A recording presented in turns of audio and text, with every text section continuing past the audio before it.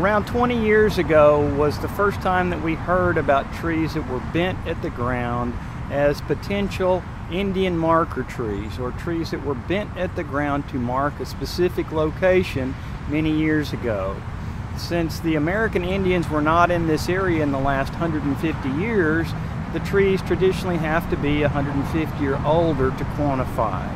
They bent the trees in order to mark a significant natural feature, whether that would be a low water crossing, a place where they camped, or in other cases a paint rock quarry, an area where they had painted rock that they used to use their face paints, or that they used to gather the color pigments that they used for their face paints. So they traditionally marked a significant natural feature. In other cases in the past, we found some that marked a low water crossing on the river. You got to remember, many years ago, you had several priorities: food, water, and shelter, but the fourth one was direction. Where am I going? How do I get to where I need to go? These were like an early road map that told people where to go. And so tell me what it takes for this tree to actually be designated as an Indian tree marker, because apparently it has not been quite yet, correct? Right. This potential tree, this is a tree that has a potential to be a marker tree.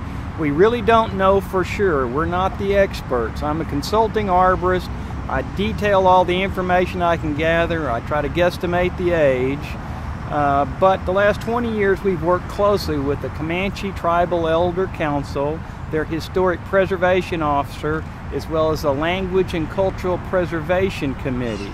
And the standard procedure for us is to gather as much information as we can, and then we present it to the Tribal Elder Council and tribal officials, because they are the ones that can determine, yes, this is a part of our original heritage, or no, it may have just been bent by a natural cause.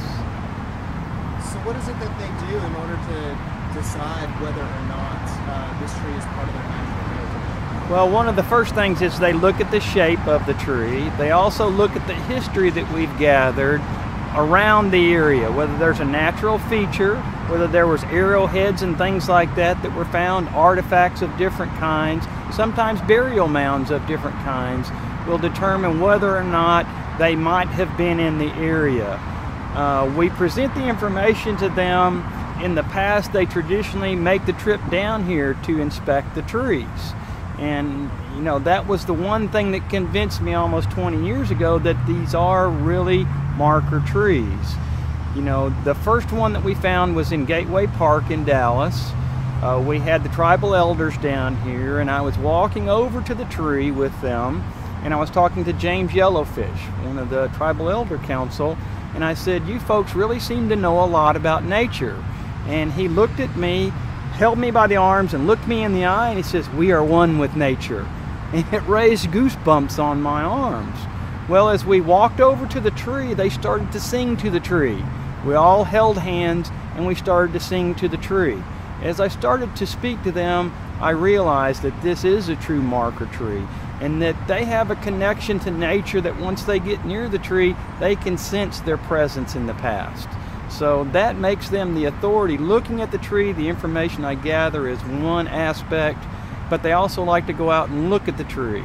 And that is how they kind of sense whether or not they were here, whether their relatives in the past were here at one point, which to us makes them the authority that says, yes, they are, no, they're not.